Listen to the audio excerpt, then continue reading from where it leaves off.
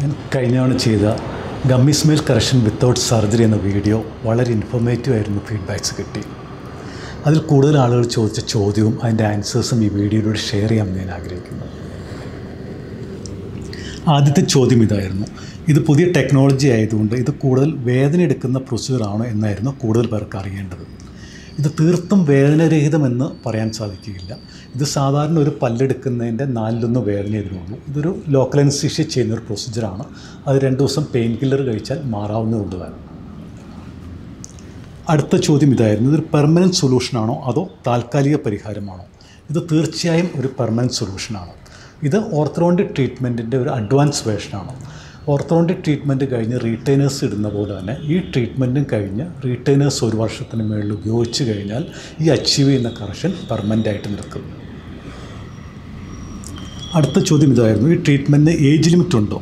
അതുപോലെ root canal treatment കഴിഞ്ഞ പല്ല്, അല്ലെങ്കിൽ ക്രൗൺ ചെയ്ത പല്ല്, അല്ലെങ്കിൽ ഉറപ്പിച്ചുള്ള രീതിയിൽ വെച്ചിരിക്കുന്ന ബ്രിഡ്ജ് ചെയ്തിരിക്കുന്ന പല്ലിലൊക്കെ ഈ ട്രീറ്റ്മെൻറ്റ് പ്രായോഗികമാണോ? ഇതിന് പ്രത്യേകിച്ച് ഏജ് ലിമിറ്റ് ഇല്ല. ഏത് പ്രായത്തിലുള്ളവർക്കും ഈ ട്രീറ്റ്മെൻറ്റ് ചെയ്തു കഴിഞ്ഞാൽ റിസൾട്ട് കിട്ടും. പ്രൊവൈഡഡ് ഗംസ് ഹെൽത്തിയർ ആയിരിക്കണം, പല്ലിന് ഇടക്കമോ മോണയ്ക്ക് പഴുപ്പോ ഉണ്ടാകരുത്. അതുപോലെ റൂട്ട് കനാൽ ചെയ്ത് ക്യാപ്പ് ചെയ്തേക്കണ പല്ല്, അല്ലെങ്കിൽ ഉറപ്പിച്ചുള്ള രീതിയിൽ ബ്രിഡ്ജ് ചെയ്തേക്കണ പല്ലിലൊക്കെ ഈ ട്രീറ്റ്മെൻറ്റ് ചെയ്തു കഴിഞ്ഞാൽ റിസൾട്ട് കിട്ടുന്നതാണ്. അടുത്ത ചോദ്യം ഇതായിരുന്നു: നേരത്തെ ഓർത്തോഡോണ്ടിക് ട്രീറ്റ്മെൻറ്റ് കഴിഞ്ഞവർക്ക് പക്ഷേ ഇപ്പോൾ ചിരിക്കുമ്പോൾ മോണ കൂടുതൽ തെളിഞ്ഞു കാണുന്നു, പല്ല് കൂടുതൽ വിസിബിളായിട്ട് പല്ലിന് കൂടുതൽ വലിപ്പക്കൂടുതൽ തോന്നുന്നു, അല്ലെങ്കിൽ പല്ല് പിന്നെയും പൊങ്ങി നിൽക്കുന്നു, അങ്ങനെയുള്ളവർക്ക് ഈ ട്രീറ്റ്മെൻറ്റ് ചെയ്ത റിസൾട്ട് കിട്ടുമെന്നുള്ളതാണ്.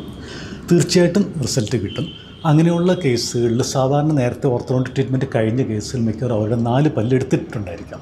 അങ്ങനെയുള്ള കേസുകളിൽ ഇനി വേറെ ഫ്രണ്ടിലെ മുൻനിരയിൽ വേറെ പല്ലെടുക്കുന്നതിന് പകരം അവരുടെ വിസ്ഡം ടൂത്ത് എന്ന് പറയുന്ന ഏറ്റവും ബാക്കിൽ വരുന്ന 3rd മോളാസ് എടുത്തു മാറ്റി ആ ഗ്യാപ്പിലേക്ക് പുറകിലത്തെ അണപ്പല്ലുകളെ മൈക്രോ ഇംപ്ലാന്റിൻ്റെ സഹായത്തോടെ പുറകോട്ട് പുഷ് ചെയ്ത് മാറ്റുന്നു.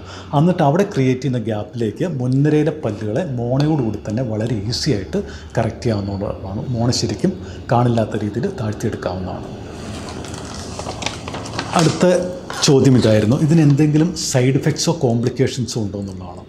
ഒരു വിദഗ്ധനായ ഒരു ഓർത്തോഡോണ്ടിസ്റ്റിൻ്റെ സഹായത്തോടെ ചെയ്യുകയാണെങ്കിൽ ഈ ട്രീറ്റ്മെൻറ്റ് ചെയ്യുന്നതിൽ യാതൊരുവിധ കോംപ്ലിക്കേഷൻസോ സൈഡ് എഫക്ട്സോ ഉണ്ടാകുന്നതല്ല. പിന്നെ ഇതിൽ ഉപയോഗിക്കുന്ന മൈക്രോ ഇംപ്ലാന്റ്സും അതുപോലെയുള്ള വയേഴ്സും എല്ലാം ട്രീറ്റ്മെൻറ്റ് കഴിയുമ്പോൾ നമ്മൾ എടുത്ത് മാറ്റുന്നതാണ്. അടുത്ത ചോദ്യം ഇതായിരുന്നു: ഇതിന് ട്രീറ്റ്മെൻറ്റ് കാലാവധി എത്ര നാളെന്നുള്ളതാണ്. ഇതിന് സാധാരണ ഒരു നോർമൽ കേസിൽ ഒരു 1.5 വർഷം കൊണ്ട് ട്രീറ്റ്മെൻറ്റ് തീരും. പക്ഷേ ചില സിവിയർ കേസുകൾ, കൂടുതൽ കോംപ്ലക്സ് ആയിട്ടുള്ള മാലപ്പോഷനൊക്കെ ആണെങ്കിൽ ചിലപ്പോൾ 2 വർഷം വരെ ട്രീറ്റ്മെൻറ്റ് എടുക്കാവുന്നതാണ്. അത് വൺസ് ഇൻ എ മന്ത്, സാധാരണ ഓർത്തോഡോണ്ടിക് ട്രീറ്റ്മെൻറ്റ് പോലെ തന്നെ വൺസ് ഇൻ എ മന്ത് വന്ന് ചെക്കപ്പും വേണ്ടി വരും. ഇനി നമ്മളിപ്പോൾ ചെയ്തൊക്കെ നല്ല റിസൾട്ട് കിട്ടിയ കുറേ കേസുകൾ ഞാൻ കാണിച്ചു തരാം. Just watch it.